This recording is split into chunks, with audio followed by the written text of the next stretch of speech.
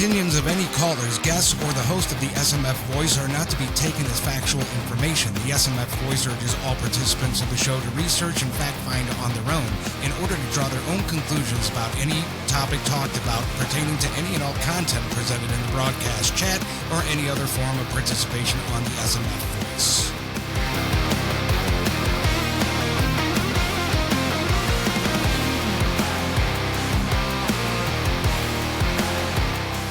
Well, hello, everybody, and welcome back to the Stow Munroe Falls Voice.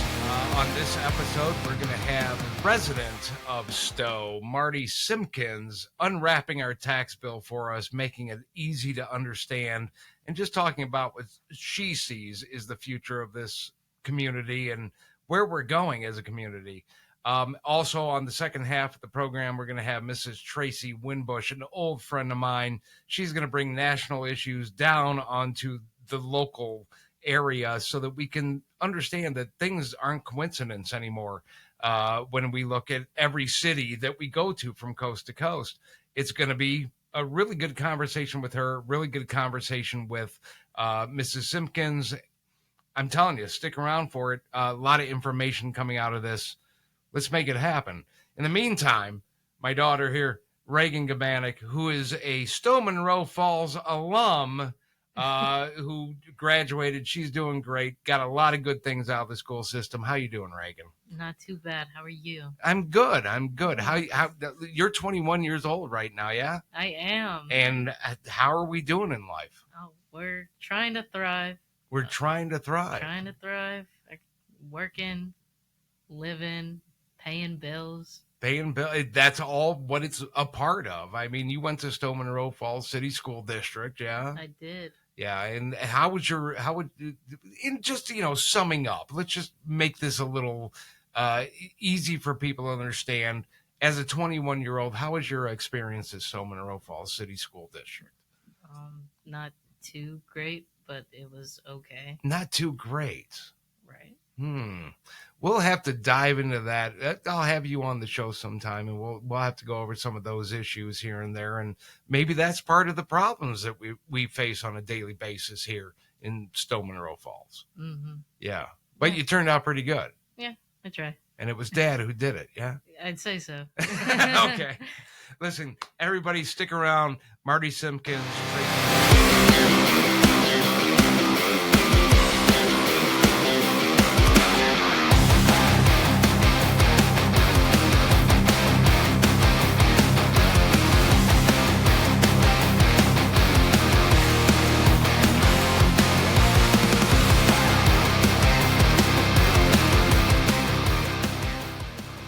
Hello, everybody, and as promised, Ms. Marty Simpkins in studio to help me and everybody else open up their tax bills and get an idea of what we are actually paying into when it comes to this pre-election ideology, this whole idea of thinking about what's going to be coming up and what we're voting for. So I'd like to introduce to the show Ms. Marty Simpkins. Marty, how are you doing? I'm doing well.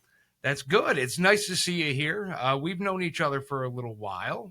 Probably about, 6-8 years. It's been about 6 or 8 years. And, every time I see you, you are just a plethora of knowledge. And it's very fun to talk to you and have you around. Is that another way of saying I'm a know-all?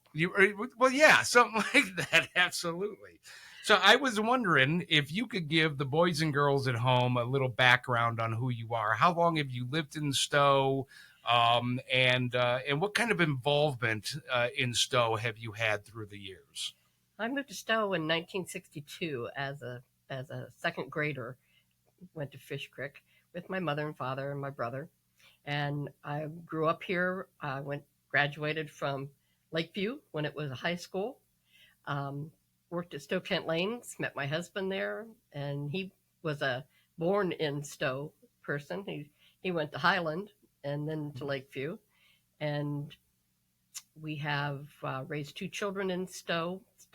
We're married 49 years, lived in the same house, moved in 1974, and then never ever budged again.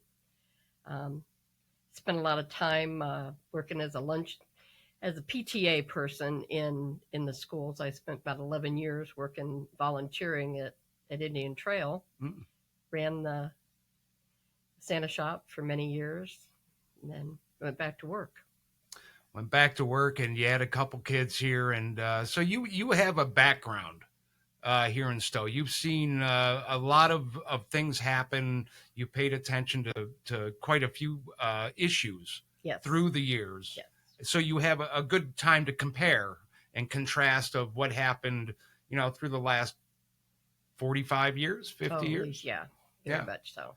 So it really, when it comes down to it, you're a good person to come to and say, hey, when, like, for instance, if I moved here in 2006, and when I came here, a lot of the attractiveness of Stow was that it was kind of a community you went to as a middle to lower class type of family to be able to just live. Right. And affordable, exactly. And it was that way in 2006 for me. That was, part of the attractiveness. But things have changed through the years. I'm noticing, and I've said this before on this show, that it seems like every school levy that comes up, or a lot of tax increases in taxes that have come up through the years, just seem to pass. They just pass and they go through, and it is becoming, for me, somebody who's still working, who's able to work, it's becoming very difficult for me to keep up, especially since COVID. Right. But I could just imagine what it's like for senior citizens and people that it's getting scary. Yeah, a little bit. When it comes to these tax rates, have you noticed before COVID, have you noticed a pretty substantial increase? Right. And I think the biggest thing that I've been noticing is apathy in the voters. They go to the polls, they see a levy, and they vote for it, and without little appreciation of how much damage that can do actually to the people that are getting stuck paying those bills. The schools come along and say, oh, we're doing this for the kids. Mm-hmm. We have to do this for the kids. And by the way, we're going to get rid of your busing and pay to play if you do not vote for this levy. It's almost a threat. Yeah. Oh, it's very much a threat. Mm-hmm. So people do it. And they also are I've noticed that the school board's been real, real good about putting those levies on in off seasons so that we put them at the primary, special elections, and years where we don't have governors and presidents being elected, when you're lucky to get 20 to 25% of the people in the city out. And they've pretty much played to their own crowd, right, as far as saying, you have to do this for the kids. You have to vote for this. We have to have this for the kids. And the rest of us have kind of sat back and gone, oh, okay. So, but, there's a tipping point for everybody. And I know I hit my tipping point. I know I've talked to a lot of other community members that for multitudes of reasons that they hit their tipping point even before what they've introduced for this next election. Yeah. And I know a couple that have already moved out. And I've been saying that with what is being introduced, the way that the school and the city is just, it just seems like all willy-nilly. I hate to keep using those phrases like that, but it is, just give us more money. We're going to make this happen. We're going to make that happen. And there's not a lot of detail in what they're passing these taxes and levies for. People just go out and will vote for it. Yes. And, it's really, you mentioned a lot of their voting base, depending on what side of the aisle you're from, will vote for these levies or whatever. But I think there's a lot of people in the Republican Conservative Party who feel guilty about not voting yes for a levy. Well, yes, because their mantra is it's for the children. Right. And they've already said it is for the children. And if you're not voting for the children, then that means you don't like kids. How horrible is that? I mean, yeah. And I kind of spin that whole idea on its head. And I think I said this in the last show with Mike Sheehan when I interviewed him.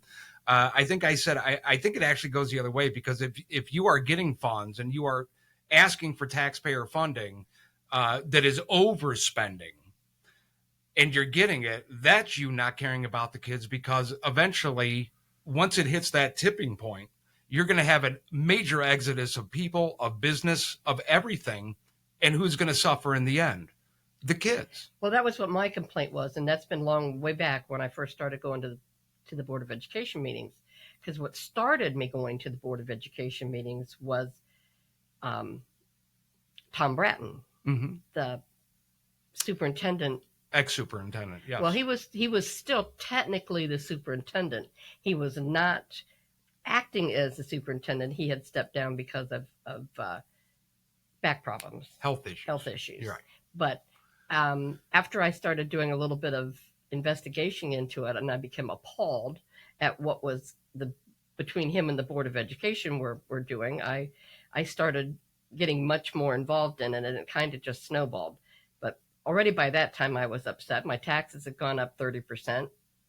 And then I see the school wasting money, tax money, that everybody's worked hard to get, and you've allowed, they've just allowed it to be wasted. And that was where I really got upset. He retired. Well, he stepped down.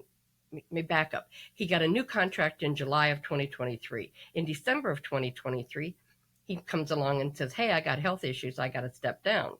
So in January, the school board very nicely came along and said, well, we're going to give you a new contract. So they gave him an addendum to his old contract, which gave him the same rate of pay, the same bonuses, the same benefits, everything, which pretty much, if you add it up all together, runs about $200,000 a year. And we're going to put in there that you get an administrative job, but we don't really have a job listed for you. Right.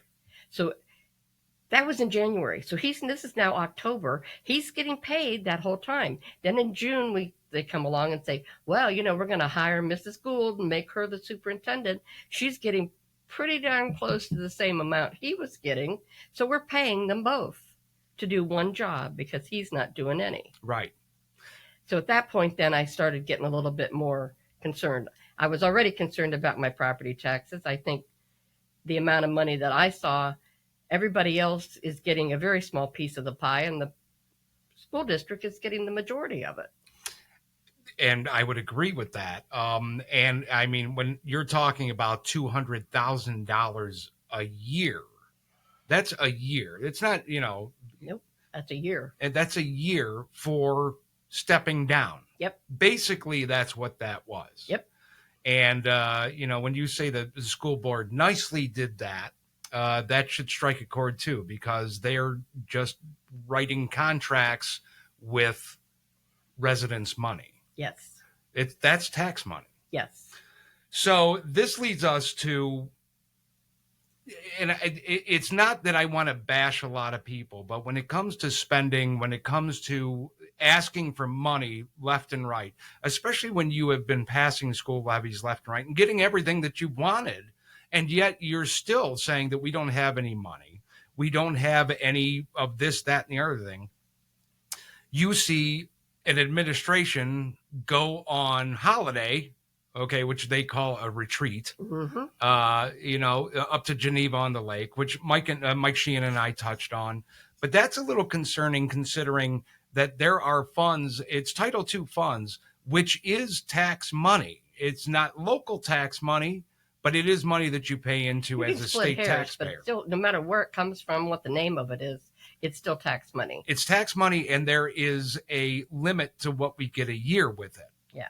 So when I opened, and Mike and I talked about this as well, when we opened up the books to see what other things this Title II money could have been used for, it's quite a bit, and it's more direct when it comes to students, like students with disabilities, things like that. This Title II money could have been dealt with there, but we use basically a quarter to a third of that allotment a year to go out to Geneva on the Lake. And Well, yeah, I wasn't there. I can't say it was a party, but I can say that They ate well. if you just spent over $25,000 for just not even 2 days, maybe 2 days, Yeah.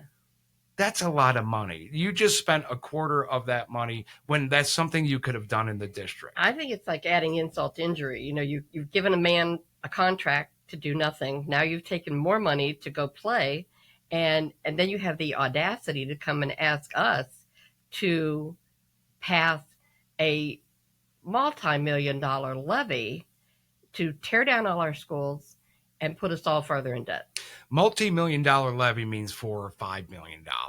We're not talking about 4 or 5 No, million. It I'm might not. mean $10 million. We're talking about $238 million. Yep. Of which, well, I'm sure you can tell me because everybody else can tell me because they've gotten all the information. So where are these schools going to be built, Marty? Well, right now their listing is that they're going to rebuild the middle school on the Kimpton School on the Lakeview Highland property. Okay. So they're going to have a middle school that would be 6th, 7th, and 8th. Then they're going to build another school on Fish Creek. They have another property on Ritchie Road, Housley area, and they're going to build one there, one on the Indian Trail site. Okay. And at Fish Creek, Indian Trail, Housley, and I think Echo Hills. Okay. I'm not positive on that, but I think Echo was the other one.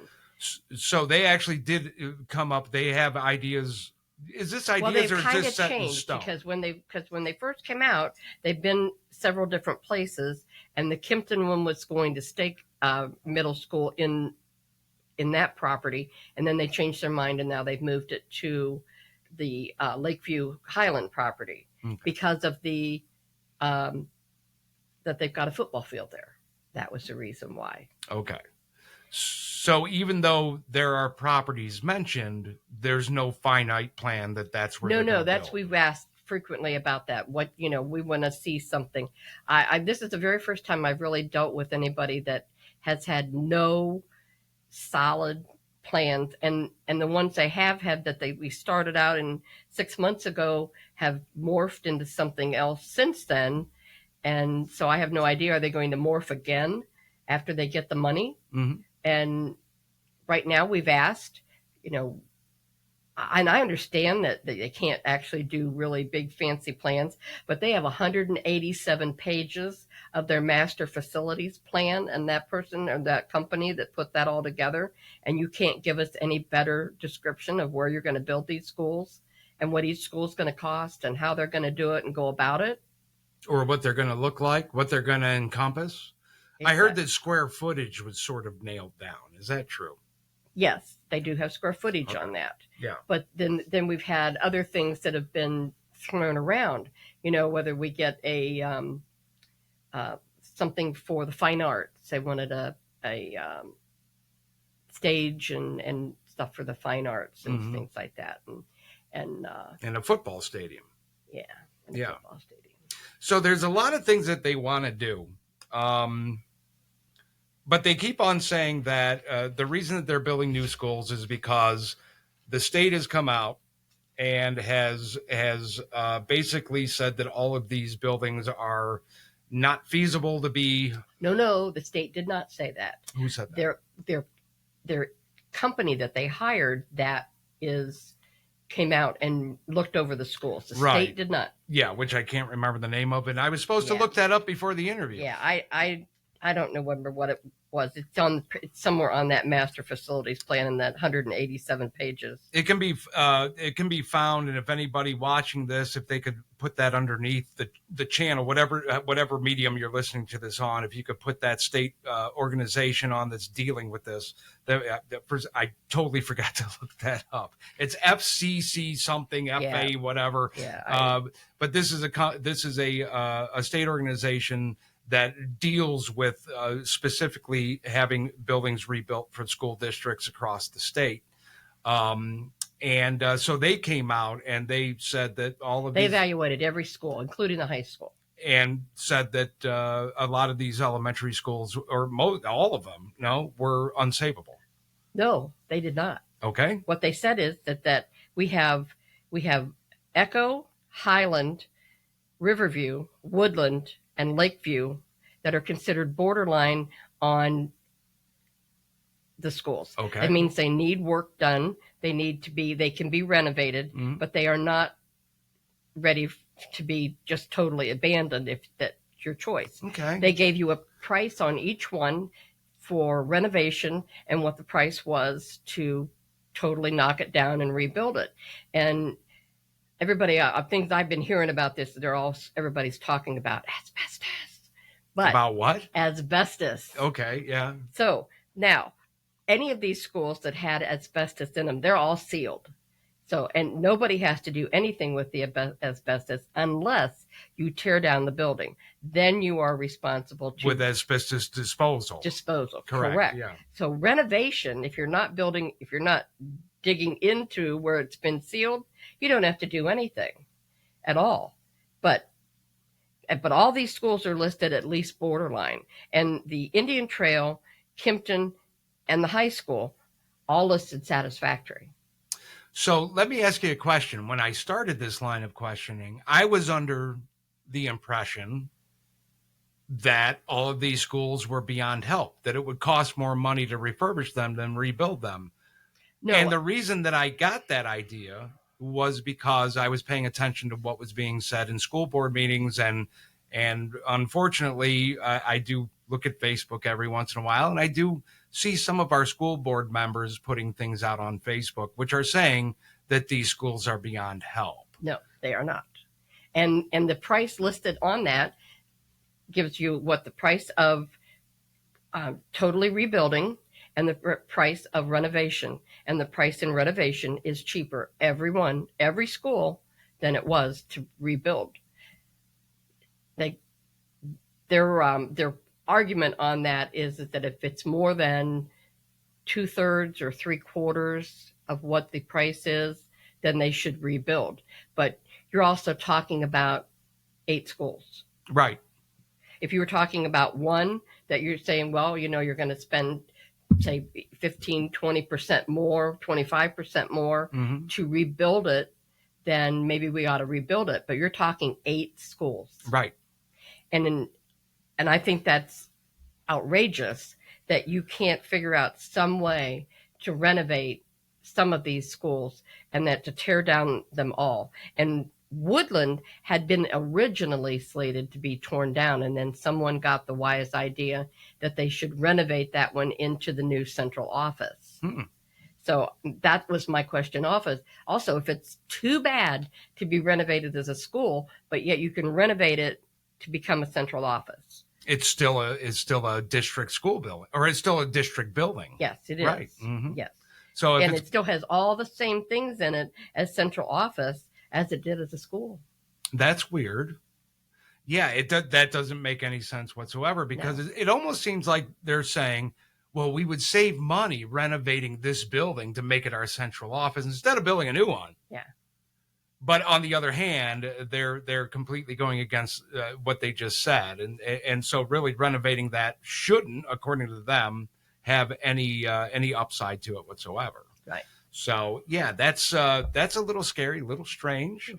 Let me ask you this too. Anybody, Mike and I talked about this as well. Anybody with half a brain knows that 8 schools are going to cost a hell of a lot more than $238 million to build. So that means we're not done if this levy passes. Oh, no. But you are on the hook for 35 years. So I'm not going to see the end of this levy. Whoever ends up with my house, my kids, are going to end up paying that levy.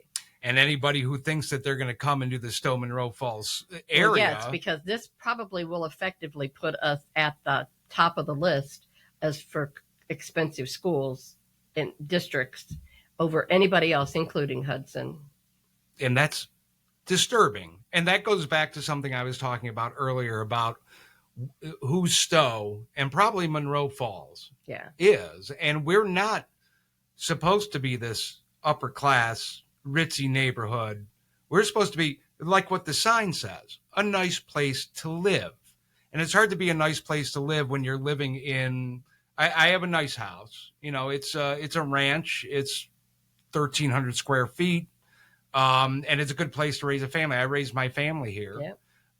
But it would be a hard sell to somebody to say, you could move here and pay this outrageous tax bill, or you could move down, just 20 miles away and be able to work. So really, a lot of people are going to not be able to sell their house pretty soon. Correct. So if this levy passes, then that's one of the things people do have a tendency to look at, is that your property taxes are going to go a lot. And that's got to be something that is a bit disconcerting to people that are buying a house, is that you're buying into all these levies. And right now we've got 5 levies on there, right, that never have to be renewed. What can you explain those 5 levies? Well, I think let me see what we have here. All right. I have my copy of my property tax here. Mm-hmm. So what we have is that out of all the property tax that I'm paying, this is my own personal property tax, I am paying $722.34 every 6 months. So $1,400 a year mm-hmm. is going. And I live in a small ranch. Very similar to this. Very much so. So that out of that total, now the total that's coming in, I'm paying a year, is $1,112. And that the rest of it, that's your city, the zoo, disabilities, children's services, Summit County General, Summit County Mental Health, City of Stow, the library, and the metro parks, all are only living on saving 35% of what you're paying in property tax. The school has the rest. Wow. And they're asking for more. Okay, so so you said $1,400 a year you're paying in property tax. Yes. This school levy goes through. And I want everybody to understand this, because most people in Stow I'll say 70% of people in Stow are living in a home like yours. Yes. And have similar property taxes. Correct. Of $1,400 a year. If this levy passes on your house, I'm not going to ask you what your house is worth, but on your house, how much more are you looking at? $400. Wow. More on top of it. Yeah. So now I'm down $2,200. I'm up to $2,500 a year. Mm-hmm. That is more than 1 month's salary, Social Security. That's more than what I get in 1 month. Right. Just for my property taxes. So when we average in inflation, what everybody has seen since COVID, I can tell you that, I've taken hits with my business, and the price of food, the price of gas, house insurance. Oh, insurance has gone through the roof. Everything along. So, people just look at property taxes. They'd be like, well, it's almost $2,000 a year. Well, the sad thing is that so many people that have a mortgage, their property taxes rolled into their mortgage payment. Right. Yeah. And that's what I was telling people about and they don't a few months ago, mm-hmm. is that be careful, because what's going to happen is your property tax, your house insurance is going up, and you're going to be underwater with your escrow. Right. So then they're going to come calling and say, oh, we're going to need another $1,000 to put in your escrow account because you haven't got enough money here. Mm-hmm. And we're going to raise your payment on your your house about another $200 right a month. Even more. Yeah. So combine that with everything else that you're looking at. And my wife and I both work. Okay. And she's a paralegal. I do a stupid job. Okay. But I make decent money. She makes decent money, and we're still scraping. Oh yeah. And it's difficult to say, I could say, oh, well, it's for the kids, but I know that there's going to be another levy down the line that's going to pay for the rest of the schools. That's one. Two, I know that there is no reason for this current levy because of what you just mentioned about the condition of the schools and how they were actually, not what we're being told, but how they were actually looked at and assessed. So I know that there's going to be more. So really, it's where do we stop? Because again, ever since 2006, I would have to say 95% of the school levies that went on the ballot passed, whether they were Eventually, even if they had to do it for a while. Say that again? Eventually, even if they had to put it on several times to do it. Oh, and yeah. And they cancel busing and make pay to play. And there's always threats. And the question is they get quite a good amount of money in levies. How are they hurting so bad? His poor management. I had a conversation with a gentleman earlier today, and I'm trying to get him on the show. And he knows a lot about how this is working. And it's all about slick reallocation and how you're going to handle things. And, that combined with all of, in my opinion, all of these programs that have nothing to do with education. It's all about bringing, national issues onto kids, social issues. How do you feel? These psychological evaluations, all of this stuff. And a lot of it is voluntary as far as our school district allowing these programs to come in. There's some state mandated things that we have to do, which I would go after the state too, but you have to start local. That's the most powerful place you can go. Yeah. And if there's things that we can stop and just get really the voting base, the people in the community that, as I've said since I started the show, are in the shadows. They go to the ballot box, they vote, and then they go home and don't even pay attention to how their vote affects their family or their business. Well, I think that when the kerfluffle, for a better word, kerfluffle of the about the new superintendent, where they had such public outcry and support for Chrissy Pro, and many people got involved and became aware of a few things. And I think that a few people were a little shocked at how much latitude the Board of Education has taken with people. Now, and I'm not blaming just this Board of Education that we have right now, because this is a problem that's gone back several years. And after having done a little research on this, I think I was a little appalled by it. I found out that, because I'm trying to figure out who answers to who and who's in charge. So I found out that the superintendent is responsible and answers to the Board of Education. Correct. The Board of Education is responsible and answers to the superintendent. So if the superintendent and the Board of Education get together and decide to join forces, then they're pretty much unstoppable.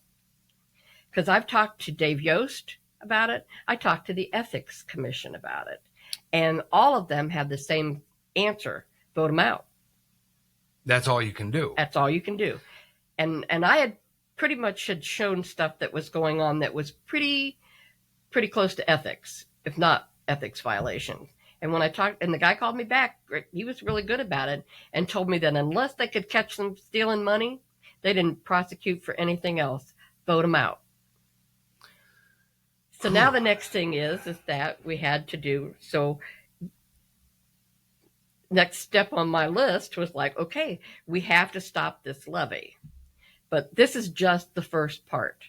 We have to wake up the people in this city and say, listen, if you were being told that we're going to buy you a car in your name and it's going to cost you $500,000, but it's going to be the best car you ever owned. It's going to be the state of the art. It's going to work everywhere. And it's just going to be great. So you give me the $500,000 and in about 5 years, we'll give you a new car. Right. We're not going to tell you what it looks like. Not at all. Not going to, no color, no type, no nothing. Not how many wheels. Right. Yeah. But in the meantime, then, all those people that told you all that, they're going to be gone because they're not going to be in office any longer. And you're going to want to know where in the hell your $500,000 went. Right. And that's where we are with the school. And that's exactly what it is. It's just, I want to use the word quagmire. It's like a well-balanced quagmire. And it's standing on a real slick slope right now. It is. And like what you said, really the only stopper is the voter. Yeah. And that's one of the reasons for this show, and why I have people like you on, is the fact of you live in Stow. You are suffering from a lot of these increases of taxes, of the school levies, and really not getting a lot. I mean, you look in the news and you pay attention to what's going on social media with the schools anyway. Yep. And you'll see that they'll complain about, kids are bullying, and there's this problem, and there's racism, and there's all the stuff that we really didn't have 20 years ago. We did have issues, but they seem to be getting worse. And to me, I've watched a lot of programs get introduced into the schools that cost a lot of money, of which it made things worse. I think that has a lot to do with the fact that we've entered into a different era of discipline when it comes to parents. Mm-hmm. And we have kids that have come out of households that are, there's not much discipline. And discipline has become a dirty word. Discipline has, they say, beatings and discipline. But discipline is a lot more than that. Discipline is just following rules and regulations. Mm-hmm. And you have a lot of this problem in school is because these kids, nobody says no to them.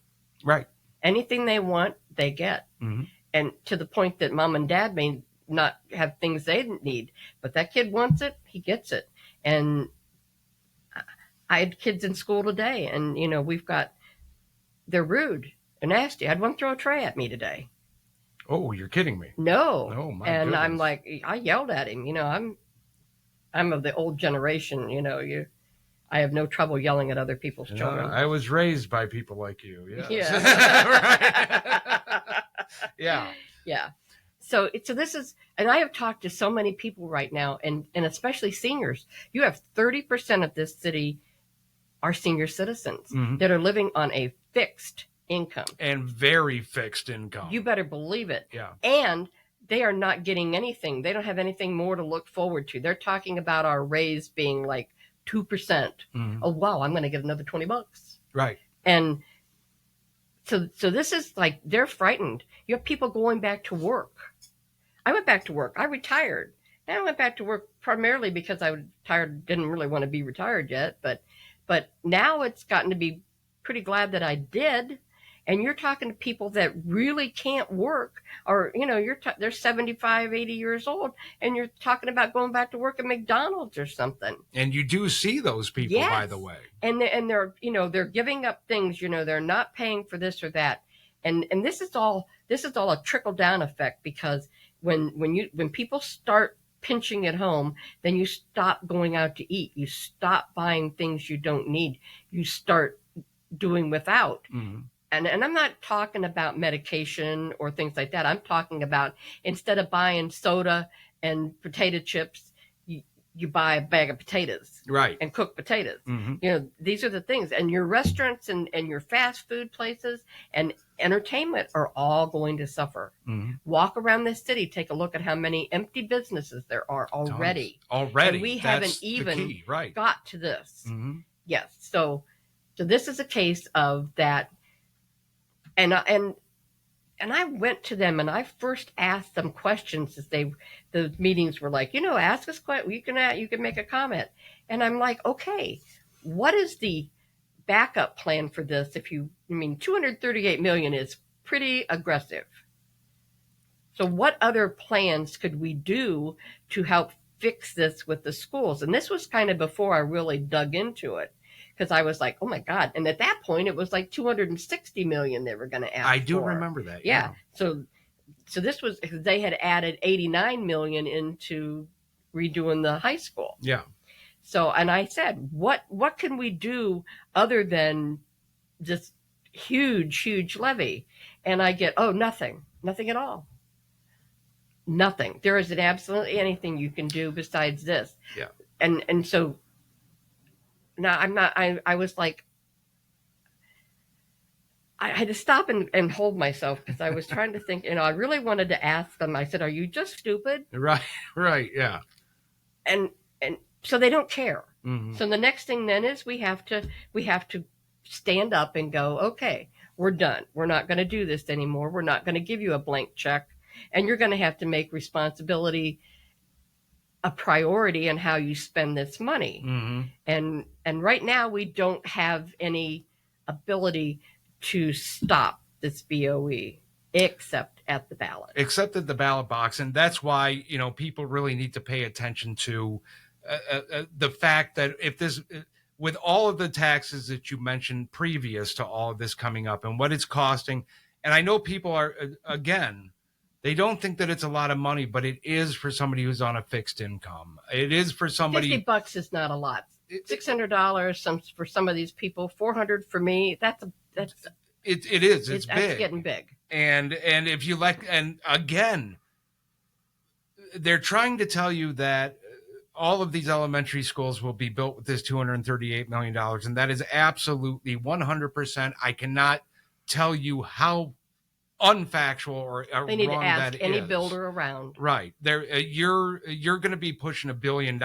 for all of these. Yes. If not $1 billion for all of these projects. Right. So if you pass this, under the guise, by the way, that it's for all the schools. Now, if they all of a sudden come out and say, okay, it's only for 2, they lied to you this whole time. So now. But it's not going to matter. They're not going to just say, oh, well, we're going to forgive that levy. You don't have to pay that anymore. Right. Because that's not that way that bond works. That bond works is the fact that they're going to borrow money from the bank. Right. For that, to build those schools. Mm-hmm. And that bond pays the levy back. Correct. So you give them that bond, that's like writing them a blank check.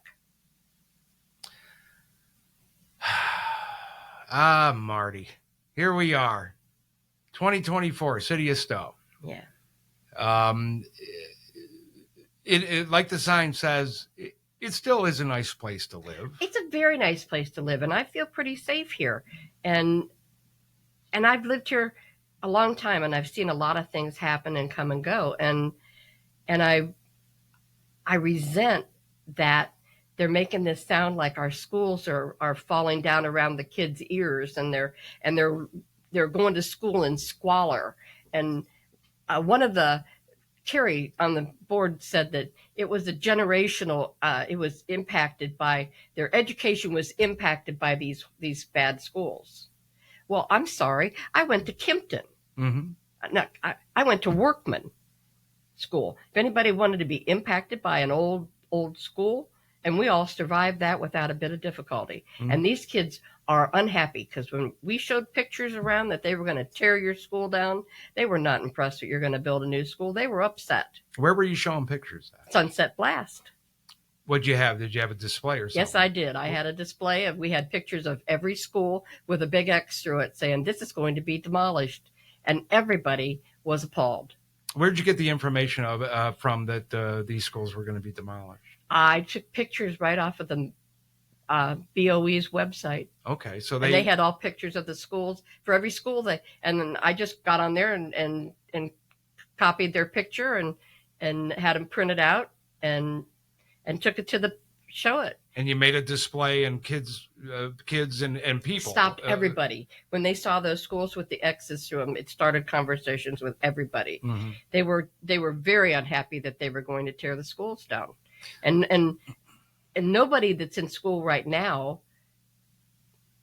high school, is going to see a new school. Yeah. So you're talking, you think 5 years. So if you're in maybe 5th grade, but you're not going to see an elementary school. So these kids that are in school right now, kindergarten, their likelihood of having any time in a new school is slim, and good percentage of the population is not going to outlive that levy. Mm-hmm. Yeah, well, I would say I won't. Yeah, 35 years? Yeah. I know I won't. I think I only got 5 years left. Yeah, no, I don't see it. And it's funny when you get those reactions, and it's more than just memories. I mean, this was a lot of people. I was talking to somebody the other day, and they said when you're building new school buildings, or when you're talking about, when you're talking about going to school, you don't think about the school building as much unless you put eyes on it. Like I went to, again, Nordonia, and I went to Rushwood Elementary out there. And there was somebody just created a Facebook page, Rushwood Elementary. And I go, oh, my God, holy cow. That was my old school. And that was the newest school in the district. That was that was built, I think, in 1976. It's the newest school there. Their Nordonia area, even though they're suffering hard under a lot of stuff, they seem to be getting by with their schools. Yeah. So the question is, if obviously you found information directly from the state, from that state agency, all of the property information came right off of the Kristen Scalise Summit County website for property taxes. You can get on there and put in your address and your street, and it will bring up your property taxes, and it will give you the disbursement. Your property tax bill, it just gives you the actual payment, but it's broke down into 9 levies. So we have emergency levies, general levies, and there are 5. I was right. It's 5 levies that you never have to renew. They just stay on. They are on there. They never forever. Drop off. Never. How long have they been on? Some of them since in the late 60s. Wow. That's 2 of them are improvement levies that are building levies. Mm-hmm. They are just earmarked for building improvements. Right. Now, at one of the meetings I went to this year, somebody asked Patrick, the treasurer, where the money was coming from to help finish up the field house, and he blurted out that $1.9 million came out of the general fund towards that field house. Which I was always told, and I just found that out recently. I was always told that this was all a grant. Oh yeah, everything was a grant, and all of a sudden, boom, out of nowhere, over $1 million in our tax money. Not that these other things aren't, but right now, the majority that comes out of our pocket went to that field house. Yes. Which I'm sorry, I don't mean to be this guy, but that field house, if we're in such dire straits to where if we don't pass levies and we're threatening busing and stuff, we don't need that field house. Have you seen the new second phase 2 part that they went to build? I have not. Well, that one right now is 3 times bigger than the field house. Where's this going to be? Right beside it, right up against the stadium. It would, if the way the drawing is right now, it takes it right up through the bleachers up to the track. Jiminy Christmas. It's huge. Yeah. And that would be the Stow Munroe Falls Community Center. Okay, so this is where the community center would come in. It's funny because later on in the show, you guys are going to be hearing from my very good friend, Tracey Winbush. And you'll see us banter back and forth about what a school district can and can't do. She's a very smart lady. Yeah. And when I told her about this field house here not being for the public, she's like, well, it's for rent, right? And I said, oh, no, you can rent at the rooms. You can rent it. Okay. Oh, you just have to call Tom Bratton. He'll rent it to you. So Tom's got a position now. Sort of. Oh, okay. Well, that's good for him. Yeah. And I want everybody to understand that voting no on this levy will not affect anything that goes on with your children. This levy is a building levy for a building loan only, and they cannot cancel your busing. They can't charge you for your kid to play sports as retribution for not passing this levy. Mm-hmm. And next year, on your November ballot next year, you will have 2 renewal levies of the general fund, of the emergency operating funds that are coming up for renewal. So next year, if you vote for this one, now next year, and that property, those levies would be based on the new value of your house. Wow. So you're looking at a 30% increase on each of those levies and what you're going to get on this levy. So you're looking at pretty good chunk of change that your property tax are going up. So the dollar amounts that we were talking about when it pertained to your house, that's not the end. Oh, no. Yeah. No. Is it true that if this levy doesn't pass this November, we could see it on the May ballot? Yes, you will, because that's the way it works. When they go through the state of Ohio's commission for school financing, they are allowed, if you doesn't pass on the first one, they are allowed to put it on the next one. It does not qualify for a special election, Mm-hmm. but they will put it on the primary. It's automatic. Now, if it doesn't, yes, and if it doesn't pass the primary, then they have to go back through the process of re-asking for the loans and that. But they did give a little bit of information early in the meetings this year, and that they had gotten this approval for this big levy by saying that the schools were special needs, that they were so bad that they had to have this big levy to build these schools because our schools were in such bad shape. So did they use the word special needs? Special needs, yes, they did. You got to be kidding me. No, I'm not, because I ask about that. I go, where in the world do you get special needs for the school? Oh my God. And they were like, oh, they're in the condition they are. oh my God. Oh, So. that's, there is, you ever heard of stepping in it? Like if you do something wrong and you just double down on it, you're really stepped in it. Now that's stepping in it right there. Marty Simpkins, what main message do you have for the general public here in Stow? Those who go out and vote, those who aren't paying attention as much because they do have important things. They have their family. They do, but this is also... What's your message? Voting is the only thing that you have is your only voice. And it's not even just about this, but it's a lot of things. If you don't get out and vote, if you don't take that opportunity, then you're abdicating your position to somebody else.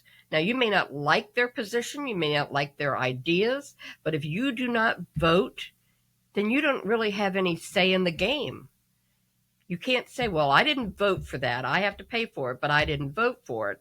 This way you say, well, I didn't vote for it, but you got to pay for it. Right. So if you're not interested in seeing all this, and think about your parents, your grandparents, your friends that are all struggling. And if you're a renter, I guarantee you that your landlord is not going to absorb that increase. He's going to pass that increase on to you and then some. Mm-hmm. So think about this before that you don't have time to vote. It's only a short time out of your life. If you're not registered, you can still get registered now. You can go down, you can vote. If you don't want to do it on the date that they picked on November 5th, you can go and start early and vote. But go have a say. Go make it known what you want, because if you're not, then you're just going to end up paying, and it's not going to matter to anybody that you're paying because you abdicated your responsibility. What about those that do vote, but they don't pay attention on a daily basis? Though they vote and they just listen to the key words come election time. Well, I'd be very cautious anytime you hear anybody from the school district tell you that this is for the children. This is not for the children. This is for whoever wants their name on the building of the dog pound. And this is not something that we absolutely have to have. Our children are being educated, though, again, not well enough, because that's another problem. That's for another day. Right, exactly. But right now, we need everybody to get out and vote. And this isn't going to go away. It's going to happen again in May. A lot of people get out and vote because this is a presidential election, so we're expecting a landslide of people to vote. Mm. But when you're going to have to pay attention is in May when the primary comes out. Right. You got to get out and vote because it's going to happen again. And you can bet that they're going to marshal the forces of the people that are willing to vote for that. And they will. Yeah. Because generally, a lot of people don't pay attention. So that margin to pass or fail is so very thin. Many times it has been very thin. Yeah. And if you're hurting for money, it behooves you to get out there and vote. Yeah, because that vote in May, if this doesn't pass this time and we go to May, that little marginal thing where nobody pays attention to that vote, that's going to be the difference between, you're paying $400. You're going to be, if this passes, $400 more a year. I'll probably be paying $600 more a year. And I'm only sitting at $220, $230. So if you own a $250, $260, you guys do the math. I got the highest one here. Okay. If you own a $350,000 house, your taxes are going to go up almost $1,100. Oh my God. If you own a $300,000 house, it's going to go up almost $1,000. Wow. And that's not counting next year when the 2 new renewals come up, because those are going to go up again too. Yeah.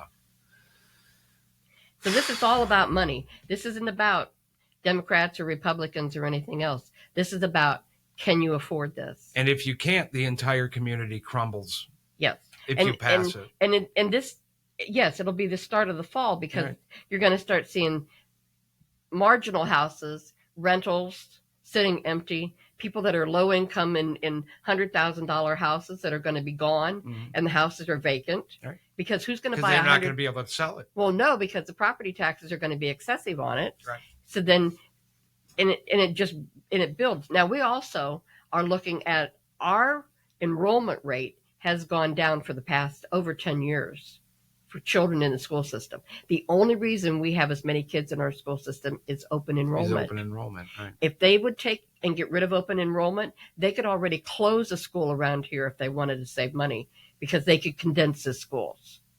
I can tell you that we had a school out in the Nardonia area called Northfield Elementary. And Northfield Elementary did that exact thing. They closed the school down. It was still a property, but it didn't, incur all the costs. It still sat there. And then we started getting another boom, and they reopened the school. And Northfield Elementary is young. That was built in the 1950s. We just need people with a little more vision that are willing to work with people. And I know people are saying we could use some new schools. I agree. I would like to see them get rid of Riverview and Highland.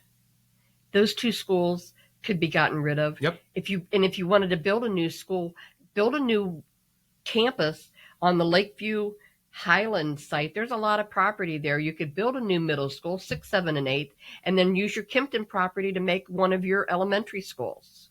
Would it be fair for me to say, Marty, that a lot of things, with everything we just talked about, a lot of things could be accomplished in this community and bring it together with just simple, honest conversation? You have to have people that are in positions of authority that are willing to listen. Correct. And this is so reminiscent of when they built that high school. When they built that high school years ago, when I moved into this town, that was a muck farm. Mm-hmm. They had a farm there, and they grew root vegetables. I heard there was a BMX track there. And you could buy potatoes and beets and carrots, and it was a muck farm because it has its own spring. Mm-hmm. Well, then I don't know whether they got it on the cheap side or whether they got it donated or what, but when they said they were putting a school there, we all ran to the school board meetings, and everybody complained about it, and everybody spoke that this is the worst idea in the world to build this high school, not only on the outskirts of the city, but on a muck farm. On a muck farm. And it's going to sink. Mm-hmm. And they ignored us. Yeah. So this school district has a track record of not listening to the voters and the people that have the money. Yeah. Stop writing the checks. Yeah. And you have to force your elected representatives that sit on that school board. You have to force them into, getting them to understand that people do suffer, and they don't care. Yeah. And they don't care. This is because we ask, and one of the questions I asked at one of the meetings was, you're in part of you're oohing and awing about this amount of money that you want to spend on these schools. Then the very next subject you're talking about are bulldog bags that you're making to give to these students that don't have food at home. Mm-hmm. Make up your mind. Right. can we afford these schools, or are you worried about the ones that can't? Right. Yeah. Because the ones that can't aren't ever going to see your school. You build these schools, you put this levy through, those kids will be gone because their parents will have to move out of this city. Wow. They will not be able to stay. Marty, is there anything else you'd like to say before we close out here? Nope, I think I've ran my mouth enough. No, I think you did a wonderful job. I can't thank you enough for joining the show. We'll have you on again. Okay. And I think you gave, not we. I'm just sit here and kind of be stupid. You gave everybody something to think about, and really, I want everybody to watch this interview once, watch it twice, watch it 3 times, how many times it takes to be able to understand that when you go to that ballot box, you have a lot of things to consider, which go beyond you and your family. It literally deals with your community, what your community is going to look like. Should you pass something? Should you put something down? There's a lot to consider. Please be informed. Marty just gave us a ton of information to think about, and I can't thank you enough. Thank you for joining us. On the other side of the break, Miss Tracey Winbush, and we'll see you in a few minutes.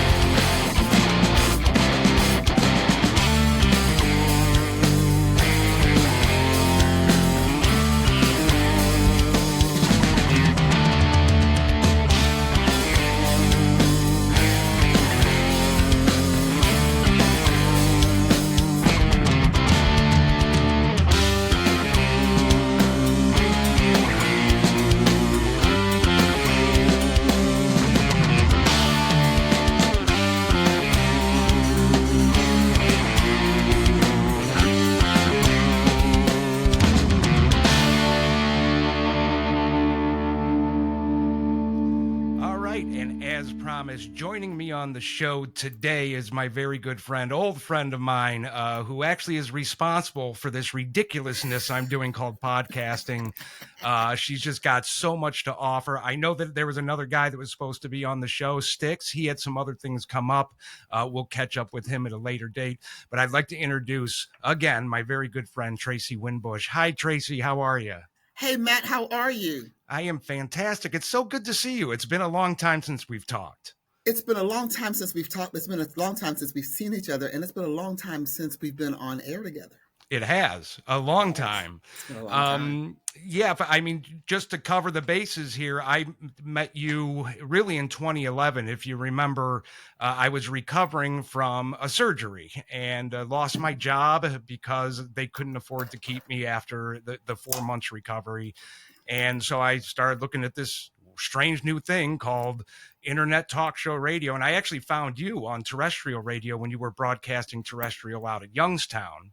And we hooked up then, and that's how I found Blog Talk Radio and started becoming a more of a part of your show. And it was just it was a good time. And I'll tell you what, you introduced me to so much that I never really even thought about. I can't thank you enough, and I'm so excited to have you on the show. I'm so not responsible for anything that comes out of Matt's mouth. I didn't do it. It wasn't me. It was you. It was you. But yeah, so I mean, it's been a while. I obviously never had you on the show because this is only episode 2. I just wonder if you could tell the boys and girls at home who Tracey Winbush is, how she's involved politically, both in your Youngstown area and the state of Ohio. You know, Matt, Tracey Winbush is just an American who loves God, family, and country, who was raised in the 60s when things were a little bit different, but the same as they are today, who was in a home that wasn't perfect, but had a family of misfits, and they're still dysfunctional, but was accepted because we were American then. And remember, we were raised in an era that we still were taught to love and to cover and to be responsible for the community, the country, the state, the city, the township that we were raised in. And as a communicator, people that love to talk, you know, you find your way to talk radio or blogging and podcasting. If you learn anything, if you put it in a book, you find out that politics drives everything. It truly does. It does. Yeah. More than people want to admit to. And so when you grow up and you get engaged, you find out that if you love God and you love family, that you have to get involved with governance, which is politics. And that's my story. So that's how I've evolved. I fell in love with God. He showed me how to care for my family, and he showed me the only way to do that is to be government. Well, you've done a wonderful job of it. You're really, I think, a leader in a place where there's so many blind sheep. You tend to. Would you stop being so humble? Stop it. You really are. You know, when I found your show, you know, there was a lot of things I didn't consider. I wasn't looking at things, taking in the whole picture. And you and your guest hosts like Sticks, who, again, I will have on the show, Mr. Jeff Green, you guys do a wonderful job of being able to bring everything down to earth and say, listen, this is reality, and here's how I'm going to explain it. And I think you just do a wonderful job. Well, you know, you were a part of that. I mean, remember, it's the show's called Tracey and Friends. Tracey was the host, but the friends were the guests, and they were the brains of the operation. And so because you bring a perspective in, and this is something that we've lost inside of our country, we all come from different backgrounds, and so we have different lenses and perspectives of reality. And you have to talk about them to find out what you're similar with, to discuss how we can cohabitate better in this great melting pot. So Tracey and Friends with Matt and Jeff and Sticks and Derek and Mark and Diva and Pianki and Sarge And all these voices were coming together from all over the country with the similarity that we all had a care about our country and about our community, but came from different walks of life to talk about how we can make this better and what the other people were doing and saying. Right. Yes. The same that you're doing now. Mm-hmm. And just expanding that. And the great thing about that is your show was it made it easier for me to connect with the rest of the country. Like all of the names you just mentioned, I'm friends with a lot of them still. And we compare notes quite a bit about what's happening in our local communities. And this is something I thought you would be a great resource to ask this question to. And that's, you're in Youngstown, but you've been across the state of Ohio. You've been throughout the country and dealt with the political scene, even in Washington. You've had an ability to soak in what's been happening in all of these locales and these cities elsewhere. My question to you really is, are you starting to see a similarity of what's happening throughout the country in locales and in Youngstown and these other cities? Do you see things just starting to blend and look very similar? And if so, would you call that coincidence or would you call that a plan? There's no such thing as coincidence. There are plans, there have been plans, and they are moving forward with or without us because most of us are not paying attention to what's going on around us. Correct. So even if we are paying attention to the news, you're not really seeing what's going on behind the scenes because right now everything is a distraction. Mm-hmm. And that it is. It's all about distraction. And unfortunately, that leads a lot of people down, Primrose Path? Yes, exactly. You have to be informed, as you said. That's one of the reasons I started this podcast was to bring those people that would go to the ballot box, cast their vote, and then the rest of the year just pay attention to the important things like family and their careers and stuff, but not paying attention to how their vote is affecting their families and their careers. And so I wanted to put this podcast together to do exactly what you did with Tracey and Friends, and that's try to bring those people out of the shadows, make them aware, and make them more informed when they go to the ballot box. All politics are local. And that's something that we in America have forgotten and have not been taught. And because of the vision that has been told to us by the televisions that have been in our home for the last 65 years. And remember, those of us that were born in 1964, we're one of the first generations who've had a television in our home from birth until this point right now. Mm-hmm. So we've been taught what to look for or what to think about without it having to be in critical thinking. And because of that, we've taken on a national landscape more than a community local landscape of getting things done. So we think the president is the most important person in the country to pay attention to when it's actually not.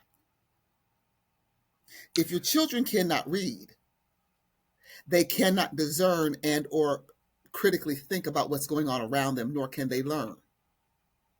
So what they've done is they've dumbed down the education of Americans to where now when you graduate from a college with a doctorate, it's not equivalent to graduating from high school in the 20s and 30s. It's an extremely dumbed down process. And by dumbed down, it doesn't mean that people are dumber IQ wise or that they can't take in information. In my opinion, anyway. Tracey, you look like you're disagreeing here, but I think it's dumber because of exactly what you stated. Once TV and radio started becoming a thing, they are, instead of critically thinking on their own and going and talking to people and making their own decisions on their own, they're actually allowing the outside influences like TV, like radio, like professors without even questioning them. They're allowing them to dictate how they're going to handle their careers and their lives after they graduate. we're taught not to even we're taught not to debate anymore. Which is true. So so no one's debating the issues on any level. Of any level with any substance to it. We're just having a conversation about something that we already know about, what we don't care about. But anything that has substance, when it comes to, when have you heard about them talking about the educational attainment in the country today when we're going into artificial intelligence so that our young people can participate globally? Mm-hmm. Right now, they're doing a summit at the UN that's going to affect all of our lives. But no one's paying attention. Give us an idea of what that summit is going to be about, because I have a feeling that that's going to bleed down into our local areas, our local cities and local areas. You can't bleed down when you have an influx of people coming from all over the world into your nation, changing your rules and laws in which you have established so that it better looks like we're globalized than us being a sovereign nation. Mm-hmm. A lot of times doing that in the back rooms. Well, back rooms, you can do it in the front room because we're not paying attention at all anyhow.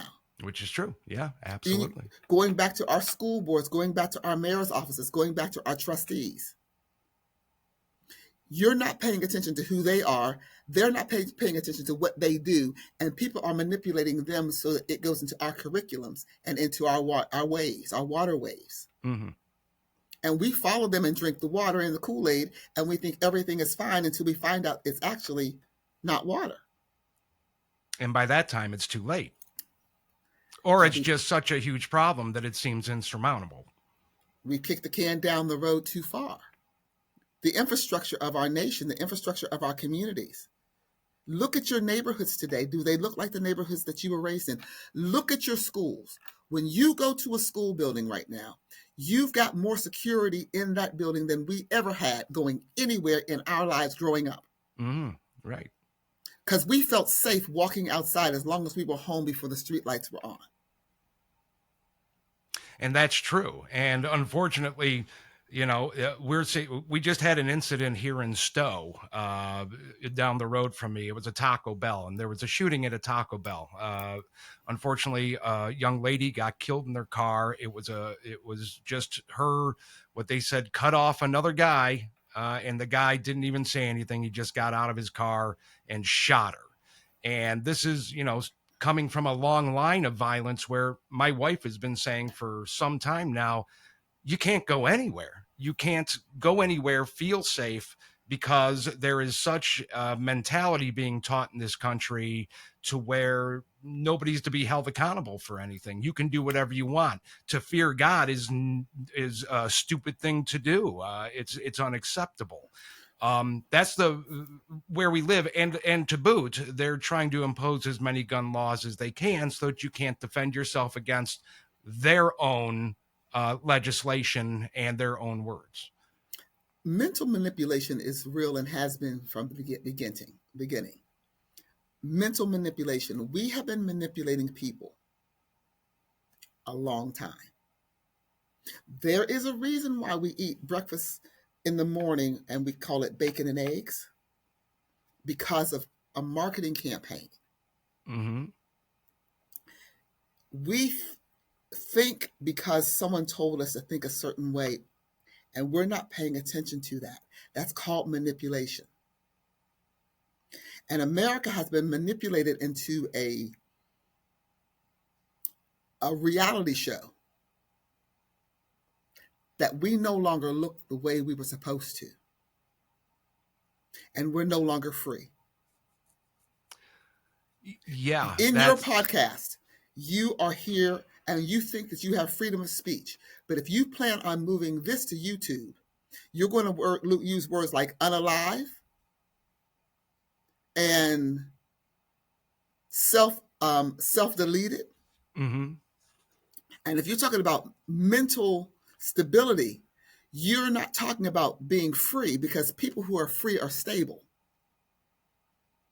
But that comes from restraint and having parents, mothers and fathers raising children, having structure, and learning about who they are as a person, as a male and a female, and as a human being. But you can't tell babies that you're only a baby when you're born, but you're an embryo, or you're what they call it, a zygote. Right. Yeah. Until if you want to kill it up until the time of delivery. You can't say that about a child and then think it's going to come out and think it's a human being and a wanted person, and then think they're going to be a stable person as they grow up. You've got to know that you've been created behind divine creation, that you're someone special when you're born. Mm-hmm. So we don't teach that to our young people. You remember, women are getting pregnant but are not happy about being pregnant, so that affects the stability of the child. I'm sleeping with every Tom, Dick, and Harry, but you don't want me to be pregnant by you. So when I come into you and I say I'm having a baby, you look at me sideways, and I wonder why this child doesn't think he has a life when he's born. Mm-hmm. And you want to look at why people are shooting one another? Yeah, no, I would agree. It's it's literally when you go into society and you see how it acts nowadays. Again, there's no moral compass. There's no accountability. People just do and say whatever they want, and when they say it, because the government says they can say it, they can say it. There are no protections. Correct. There are no protections, but at one time we could be free. And at one time we laughed at ourselves, Matt. You and I growing up, we were born that when we fell down, you might even break your leg, and we would laugh at your leg being broken because of the way that you broke it. Absolutely, 100%. I can't help you were stupid and you walked off the cliff. We told you not to walk over there. You walked over there, and it was funny. Right, yeah. But we no longer can laugh. We don't laugh at ourselves anymore when we fall down, and we all make mistakes. Well, we don't. As a matter of fact, I just had this conversation yesterday with some people, and we were talking about the old time sitcoms, the old comedies. And really, I believe that those comedies in the 70s and early 80s, and up until the late 80s anyway, were kind of a path of healing in this country. Because there was a lot of laughing at each other. Christians were laughing at Jews. Jews were laughing at Christians. Whites were laughing at blacks. Blacks were laughing at whites.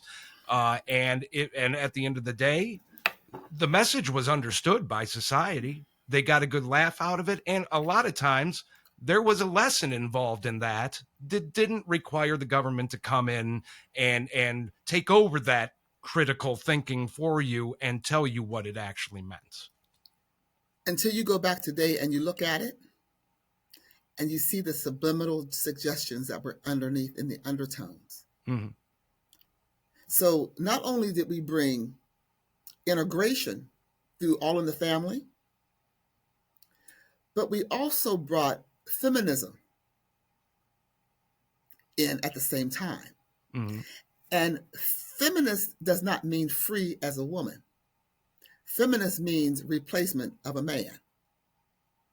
So now, instead of us having family structure, we have the emasculation of the man in America, the empowering of the woman in America, and the children are just on their own to do whatever they choose. Right, because the man and woman are still fighting and trying to figure out, which end is up, so to speak. Correct. Right. And then we wonder, and so we go back to the community, we go back to our families. You go back to what you see nationally and the national platform. Mm. You got two people running that no one voted for. It's where we're at. It's where, and you know what's funny, Tracey, is looking back to when we first found each other. And it was bad. It was bad back then, and you could see all of this taking shape. And back then, for some reason in my mind, I was like, "This is as bad as it can get." In 2011. That's right before Biden told us that the Republican Party was going to put all black people back in chains. Right, exactly. Well, it looks like that might have been a prophetic announcement, because that looks like what the Democrat Party is trying to do. The Democrat Party is trying to keep them in chains, not put them in chains. Which is, yes, okay, See, yes, which is true. we think that people think that they're free. Very, very few people are free. Not in 2024. No. Yeah. So this new America that we live in, Matt, this new country, this new state that we live in, Mm-hmm. what is it? I have no idea. I know that it's a country right now, especially the more that I pay attention to my local issues, what's happening on my city council, what's happening with my school board. I'm seeing them just doubling and tripling down on a message. And honestly, maybe weren't you? You did serve on a school board at one time, didn't you? Matt, I've been on the school board. I've run for president of city council. I've run for mayor. I've run for county auditor. I've run for state senate. In those adventures, have you noticed that school boards and on the local on the local scene, when it comes to school boards, that they're trying to approach a goal that either they feel cliquish or they feel that they have that they're going to be eventually climbing the ladder to power if they keep doubling down on things like DEI, which they know doesn't make sense.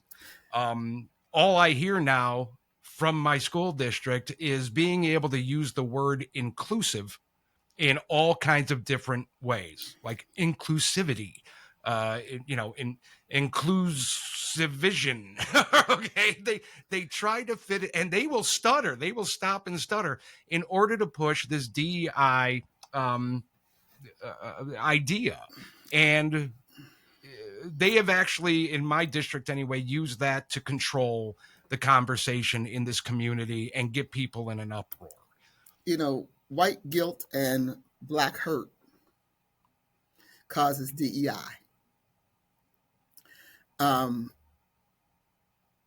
If you look at this inclusion program, I remember back in 2008, I had a lot of friends that were Republicans saying, well, I'm hoping that President Obama will win. I'm hoping that Obama will win because I believe that he can make us better and it'll change race relations in America.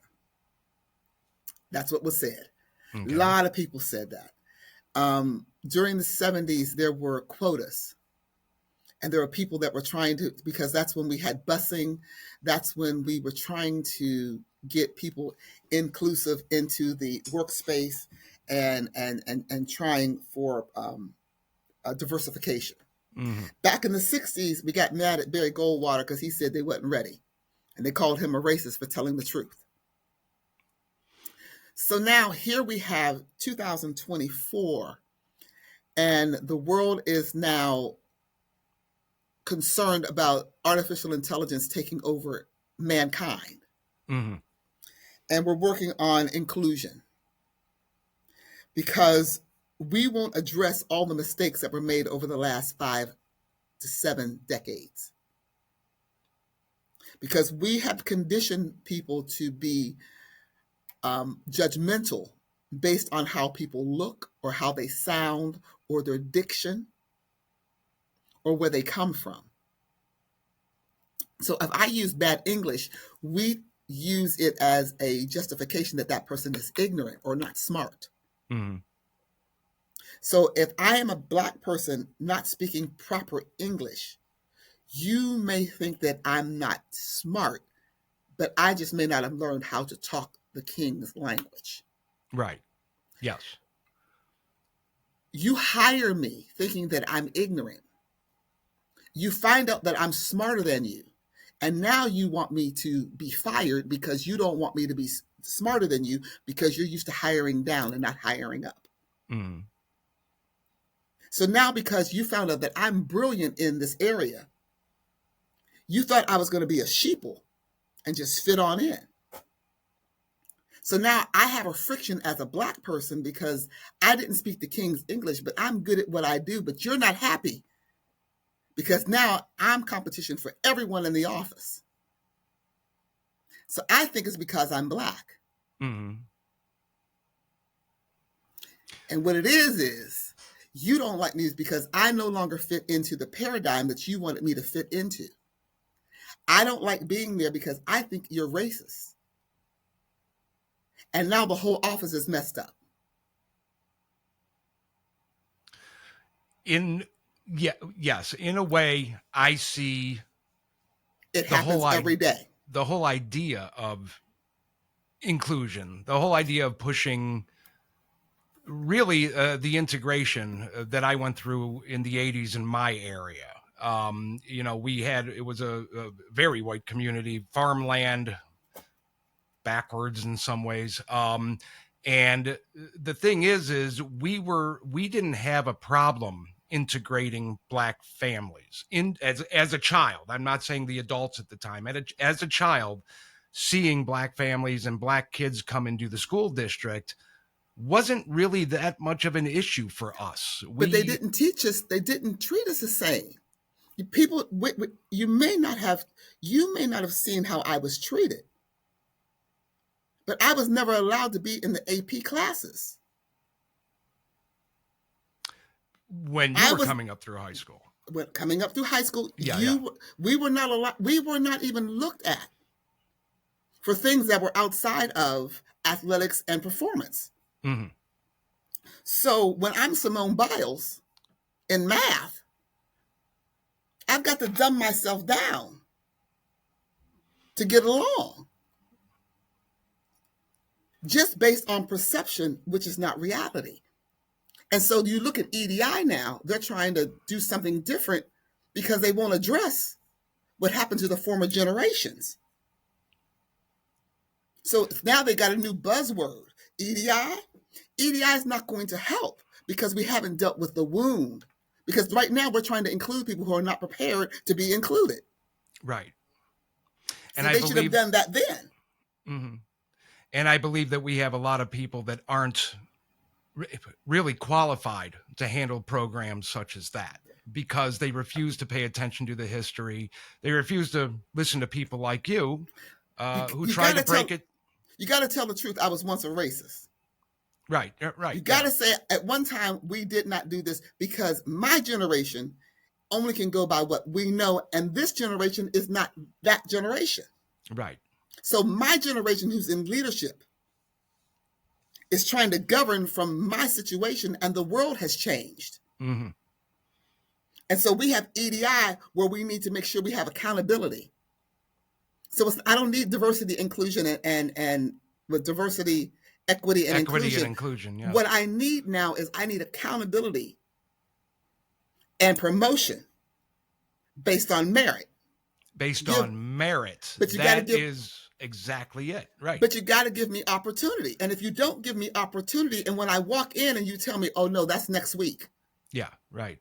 See, when you walked in as a grown woman into a job and they tell you, oh, we don't work like that, but we're not going to be efficient because we don't get things done. Mm-hmm. That's today. How can you go to work and you tell me to be substandard?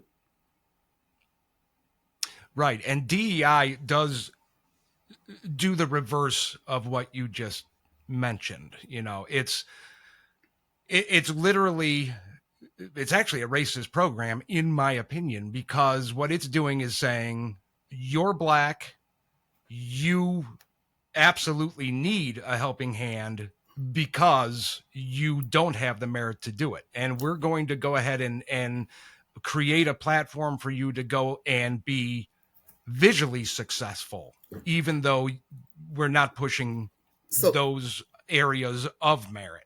So let me say it this way.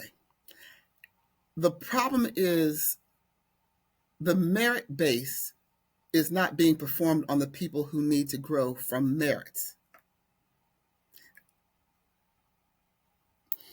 When I was working back in the early 80s for the number one hair care company in the world.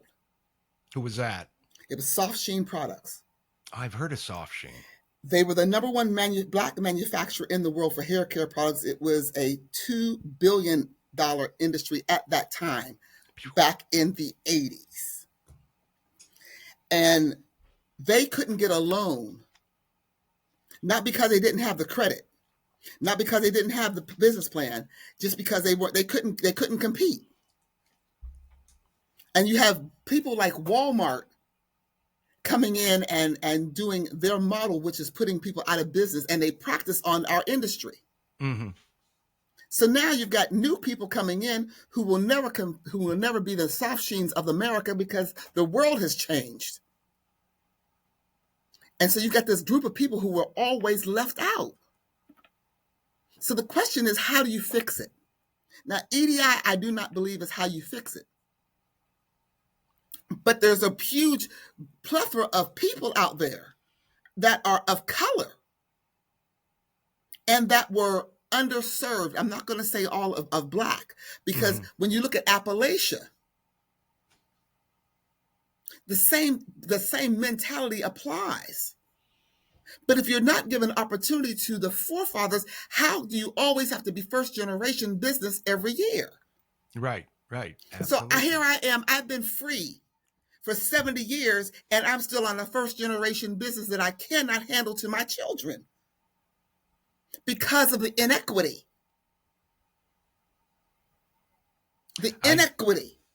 So now we won't fix the problem, but now I still have no competition. That's why you don't have any major Black companies in the country. Mm-hmm. You don't have a Black governor in the country. Look at your counties. Look at the marginalization of it. So when you're looking for inclusion, so it may not be EDI, but there has to be something that's going to give people opportunity to be competitive. Right.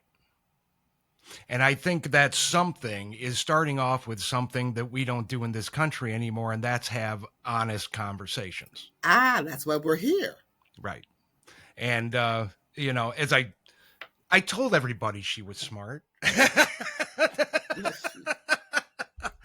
Oh, I love having you here, Tracey, because, every once in a while I need a Tracey Winbush refresher course, and I'm getting it right now. So, and it's been too long. So I love you, Matt. We'll do a few of these. I'm just trying to make it to where we understand both cultures and all the cultures. Yeah.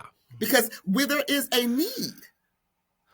When we look at education, when we look at equity, when we look at economic stability in America, and the inequities in all these levels when it comes to people, yeah, the issue is real, but nobody wants to talk about how we got there. It is. Well, one of the reasons that nobody wants to talk about how we got there is because nobody's interested in education anymore. If you go, I've been to quite a few different school districts, and I've taken a couple decades to really soak it all in. And one thing that I'm seeing pushed more and more is psychology in schools, paying attention to feelings, paying attention to, survey after survey after survey of these kids, and they walk in, they might as well just have a psychiatrist couches laid out in these classrooms, because they teach more to how do you feel? Is everything okay? How do your parents treat you? Have I been to, yeah, well, not for myself. I don't go to the doctor, but yes, I have. And they do the same thing. So America, going back to the new America that we don't know the name of it is, the America that we thought we were raised in and born into, that we're no longer live in. When you go to the doctor now, before they see you, they put you through physical therapy and psychology before they can diagnose you. Mm-hmm. So if you've been diagnosed and the MRI says this is what's wrong, and you say you're in pain, they take you to physical therapy and they say, oh, this is not going to work. Then they want you to go talk about your pain. So now when I get done, and I tell them, when I get done talking about my pain, I'm going to be diagnosed as a mad Black woman, won't be able to carry a gun. Right. Yeah. Mm-hmm. Uh-huh. There's a rhyme and a reason to it. You got to understand all this stuff going on. Now, would I be correct in saying, or was this happening before? Because I can't remember. But would I be correct in saying this would be part of what the ACA helped to introduce? Or was this happening way before? No, this came along with the affordable. Is it the Affordable Medical Act or something on that order that I The can't Affordable afford? Care Act, ACA, Is that? Obamacare. Oh yeah, that's it. Oh Yeah. yeah, I can't afford that. Right, right. I Right. don't know anybody that can. But Because when really, you go, I was looking for, when they passed, it was called the Affordable Care Act. That's what it was called. And I would think that when I went to the doctors, I would get care instead of a bunch of how much are you insured and paperwork and being sent to different places where I can actually receive treatment, of which 8% of my visit throughout the entire time was actually geared towards treatment. can you say New World Order? I've said it many times on your show. So it wasn't me. I didn't do it. So if you go back to the Telecommunications Act of 1996, if you go back to America taking the dollar off the gold in 72, Huge. if you go back and you look at the Obama Affordable Care Act, and if you go back to 2002, 2003, with the that was the what was it called for the homestead? National. What do we call it? National Security, Homeland Security. Homeland Security. Yeah. Mm-hmm. So those 3 or 4 pieces of legislation that we allowed to pass federally unified this nation into a one world order so that the United Nations could manipulate us and get us off track. Correct. But it was So now all done under the guise of safety, security. So that's how Dick Cheney comes out and supports Kamala Harris. That's how Mitt Romney becomes a nominee for the Republican Party. And that's how Obama and Biden and Kamala Harris become presidents, vice presidents in the United States of America. And if we are not careful, the election that we have coming up will be one of the last formidable elections we will have.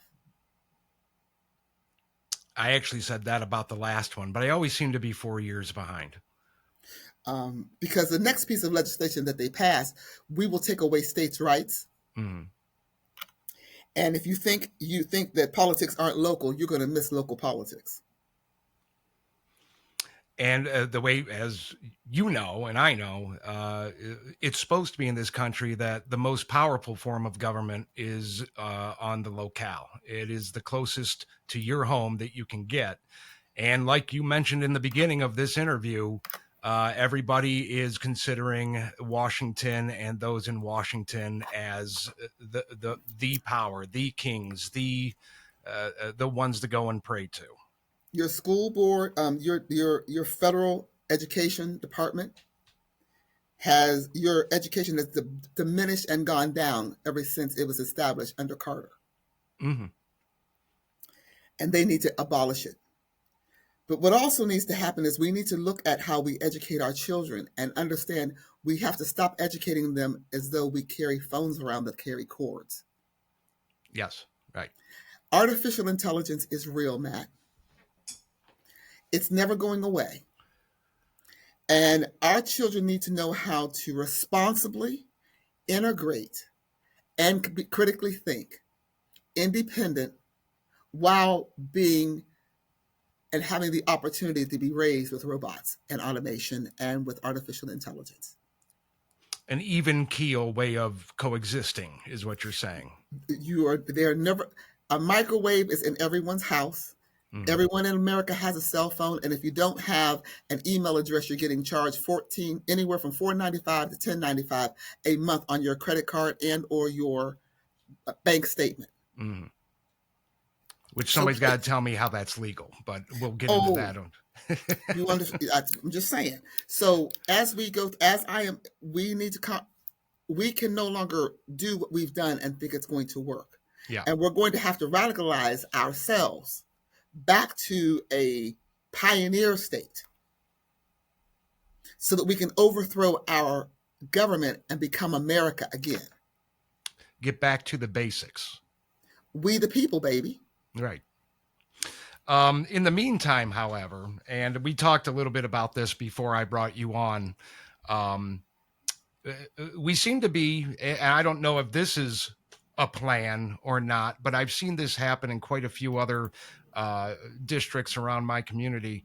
We seem to be overspending our cities and our school districts, and I'll give you a example of what I'm talking about.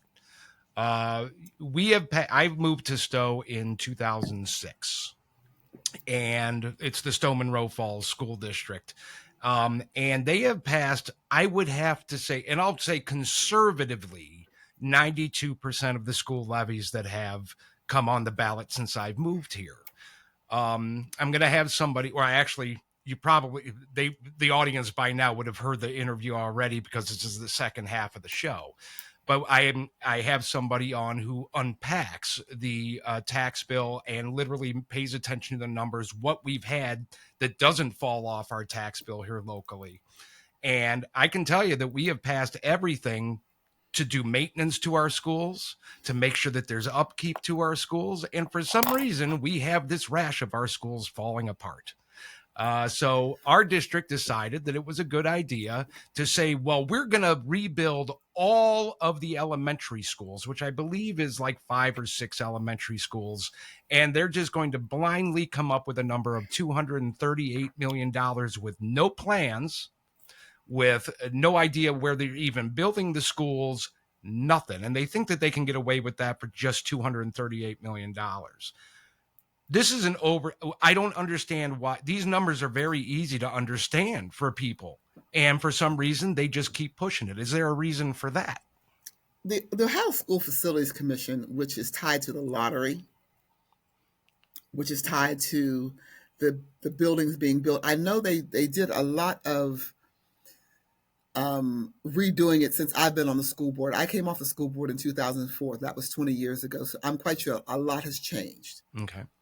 But with it changing, the buildings, I will say this, we need new buildings because the retrofitting of the old buildings usually will cost more than the new buildings. You're looking at inefficiency. So putting in new windows of all the buildings. If you look at the cost of the glass going from the thin glass to 1/4-inch glass, it would cost an amazing amount of money to replace every window to make the buildings efficient when it came to heating and cooling. Mm. I don't understand them not having a plan, but I do understand them wanting to renovate and to rebuild. With that said, we need to look at the trends of what's going on in education and population in Ohio, whether it be Stow or whether it be any school district. Because you guys have a very good school district. Had. Bad report card. What did y'all do? Paying attention to the psychology of the kids, like I mentioned. It's all about how they feel, paying more attention to DEI than science, social studies, and mathematics. So it's gone downhill. So question is, how is your open enrollment there? That's a good question. I have to be honest with you, Tracey. This is a school district that seems to lose money. Like there's no accountability to where it's going. Well, what's happening, Matt, is the school district is set up through set up through formula of processes that comes out of the Department of Education in the state. And so depending on your open enrollment, depending on your balance sheet of what's coming in for property values, mm-hmm. depending on the union contracts, which are multiple, mm-hmm. and the allocations of funds, there's no telling what's going on in the district. I will say this, and this is something that everyone should pay attention to because I was just inside of one of our districts. They overspend on things that they don't use. So the misallocation of funds comes in not from being necessarily being misused, but misappropriated because you can't have computers that don't get touched. So they will get a $100,000 grant Mhm. to buy nothing but computers, Right. and only had 10 kids on the computer. Which I understand. So, And you're looking at those computers, but only certain funds coming in can go to certain areas. right. And so as a person who's looking from the outside in, we need to bring on some school board members and take that 5-year forecast and say, hey, this is what's going on and where is this going on? But it's just not easy anymore. There should be answers to questions. And we have gotten, in the last, I'll say 10 years, very few answers to questions.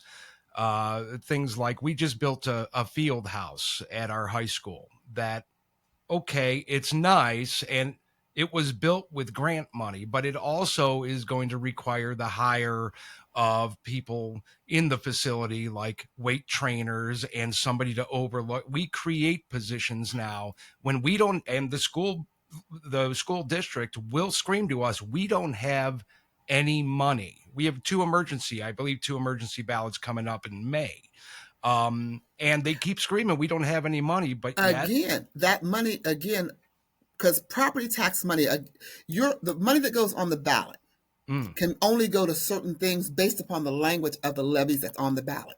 correct. So it can't go to the field house. It can't. It will not. No. It can't. It will not go to the field house. But if you don't have the field house in your area, then your whole community takes a loss. Well, no, because Why? the community can't use it. Why can't the community use it? It's strictly for the school, is what I understand. I recommend. Yeah. As What do you far- guys operate? What do you mean you can't use it? Well, first of all, it's on school grounds, so You can if rent it out, can't you? Yeah. Well, think about it for a second. I honestly, I don't know the ins and outs of what's going on, but it's on school property. On school property, we tend to have shootings, right? We have school shootings because people would just walk under the grounds and walk through the front door. Well, now you're inviting the public right onto school grounds, whether they're going to the field house or not. I don't know. But in this case, Now wait a minute. I'm not going to let you have those. Now hold on. I gotta. Okay. No. Go ahead, Tracey. You can rent usually. You may not. We used to be able to vote at the schools. Mhm. We've changed voting locations because of inviting the public during school hours and not having them mix. Correct. So a lot of the boards of elections have moved, but you can still rent the field house. You can't have alcohol. But I'm quite sure you can rent the field house for an event if you choose to. Well, I'll tell you what, underneath, once this is posted, I would like some people to give their input and tell us, exactly what the field house is for. Because as my understanding goes, it's not open to the public. It's for the kids. It's not up for rent. And again, they did get grants to build it, but now we have to employ it. And employing, that means adding positions that this district said they don't have money to do it with. I think there's some misinformation, some miscommunication, because the state doesn't usually allow those kinds of funding. Your field houses are usually built with private funding, grant funding, but they're tied to the school. And there are so many regulations and so many guidelines. That's why people on the school board are having a hard time, because you get Ma and Paul Kelly, who are sitting on the school board, who are trying to read crazy financial documents and crazy policy and crazy laws now that they may not know how to discern. So you get 3 or 4 people who manipulate the other 3 people on the board to get what they want.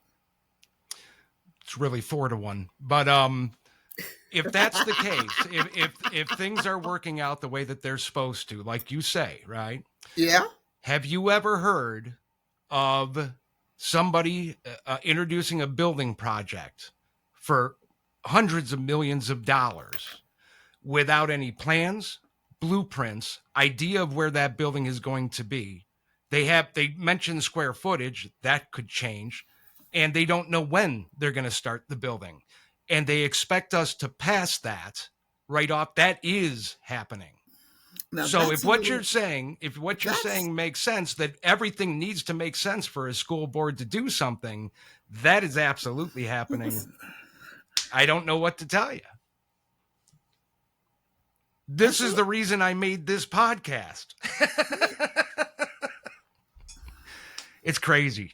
Listen, let's switch gears a little bit. Yeah. I'm going to ask you, because we're coming up on about 10 minutes left here. I want to know what Tracey thinks of the future here. So I'm going to ask you two future questions. where? Yes. The future of your podcast, I think it's going to be fabulous. You're sending out a mailer for me? Is that what you're doing? Whatever Get me you some need. listens? Yeah. And by the way, you're invited on anytime you want to. And do me a favor, send me the link and I'll put it on my Facebook and send it out into the social media sphere.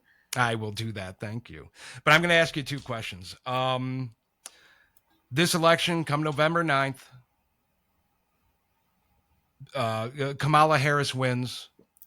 We don't see any changes in our local communities. Everything still goes the way it's been going, trending the way it's going. Where do you see this country in 4 years? Can I rephrase your question? Sure. Okay. If Kamala Harris wins, the other half is going to be mad. And things are not going to go as they've gone because she's not Biden and her platform is not the platform that was initiated by her. Okay. Okay. That platform was written for Joe Biden. So everything she's saying right now is different than what she actually put in her original platform when she ran for president. And I'm not quite sure how she can do two things at one time, but it all depends on where the Congress is. Where the what is? Congress. Oh, yeah. Okay. And if we're not careful, we're going to end up with a crazy Congress and a crazy president. We've seen crazy presidents before. No, we haven't. Not like this? No. All righty. No. Because we've never had a person in office that no one has ever voted for. Is that true? Donald Trump was never voted for. That's not true. Donald Trump was elected. He was elected as the primary candidate. I get it. Never mind. I see where you're going with that. Okay. All right. Yeah. So he was. Oh, yeah. He actually went through the convention. He went through the convention. That's correct. He went through the convention. He went through the primary. Right. Just because he obliviated everybody before they could get out the gate, that's up to them. Right. He still went through the entire process. But she went through the process 4 years ago and got knocked out very early on. Right. So if you think that Elizabeth Warren may have been different, the presidency of Kamala Harris will be very, very, very unique to this nation. Because as in it's a toss up, or because no one knows who she is. Gotcha. Okay. So you still know Donald Trump. You know that you know what you're going to get with Donald J. Trump. He is consistently consistent and has been since the beginning that you've met him. So back in the 70s when he was at Studio 54, he's the same Donald J. Trump, same man. Older, wiser, more experienced, but he's still Donald J. Trump. Kamala Harris, most people have no idea who the pretty lady is in purple. Well, that's a good answer. I like that. What's Tracey Winbush's future here in the next couple years, 3 years? Oh, what a question, Matt. I miss doing this. Okay, besides being a guest on this show. Go ahead. I miss doing this. I miss this. But I miss being free. Yeah. And it does tie you down. It does. Mm-hmm. I miss being free. And I know too much to not be free. And I'll tell you, you do. It's, as I said, you're an eye opener and you keep on rolling your eyes, but you are. You get people to think about, like, there was some stuff just in this interview today, that we could disagree with, but you started, leading me down a road that I'm going to do a little bit more research on. So. We disagree, but but the similarity is we know that we have issue.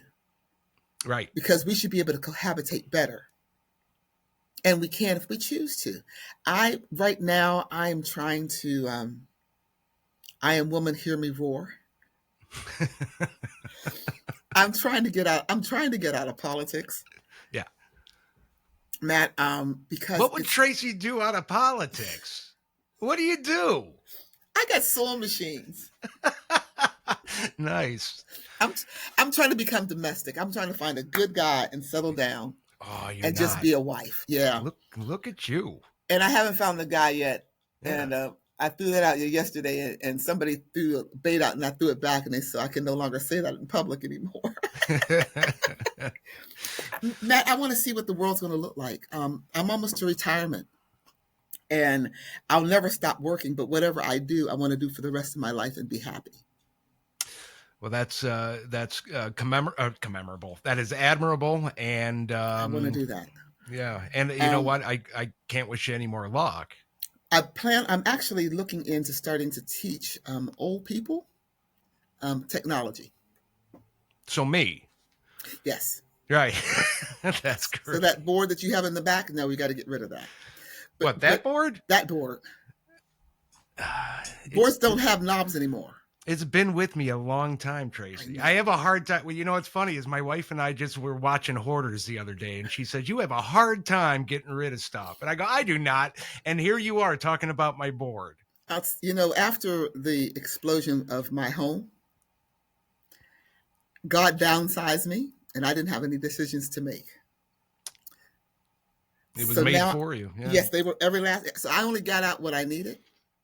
So I'm hopefully and I'm prayerfully going to learn something from not collecting a whole lot of stuff in the second half. Yeah. And being a better person. Matt, what we do is important. So what you're doing, I'm so proud of you. Well, thank you. I am. I'm glad you stuck your neck out, and I'm going to promote you the best I can.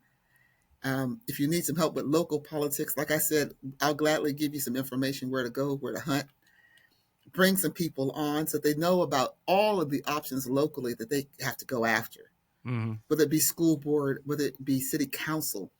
Understanding as when you interview the city council and the school board and the judges and the county people, who they are, what they do, and what they mean to us as local residents. I mean, you can't get into party politics on the local level, and you got to make sure that you don't get caught up in the minutia of that. And that's a real problem, especially in this area. And I'm guilty of that myself. But I appreciate that advice. And I guarantee that there's going to be a lot of people who watch this that are going to be clamoring for your help and on my butt to say, what does Tracey have to say? But I'll say this, Matt. The problem when we do go outside of our party is that the people who were good as a school board member are awful as a mayor because they lose their first love, which was the people. Yeah, no, and that is absolutely true. Unfortunately, Republican and Democrat, they forget who they are and where they started when they get in office. Yeah, they begin to get those stars in their eyes and start looking for the next level. I've witnessed that quite a bit. No, they just get brainwashed by the people around them, and they get told, if you don't walk in lockstep, we'll stop you here. Well, that is absolutely true But as well. The truth is, if you don't carry my water my way, I will give you no more water to carry. And if we're running cities like that, you don't move forward. You just don't. And welcome to every city in the United States of America. Pretty much, yep. Tracey Winbush, thank you so much for joining me. Matt. I appreciate it. And God bless as well. And just enjoy that. I'll be in contact, obviously. And I just want you to keep going, keep doing you. You look happy, you look good, and you look energized. I'm working on it. If I can do anything to help you, let me know. God bless you. And I thank you for letting me on your show. What is the name of your show? It's called, what is the name of my show? It's called SMF Voice, Stow Munroe Falls Voice. So you can find me. Well, hell, I'll do it now. I was going to do it on an outro, but you can find me on Facebook, SMF Voice. You can find me on YouTube, SMF Voice. You can find me streaming on Spotify, SMF Voice. And you can email me at smfvoice@twc.com. Wonderful. Thank you so much, Matt. Thank you. And you have a wonderful rest of your day. For the rest of you, I appreciate you all tuning in.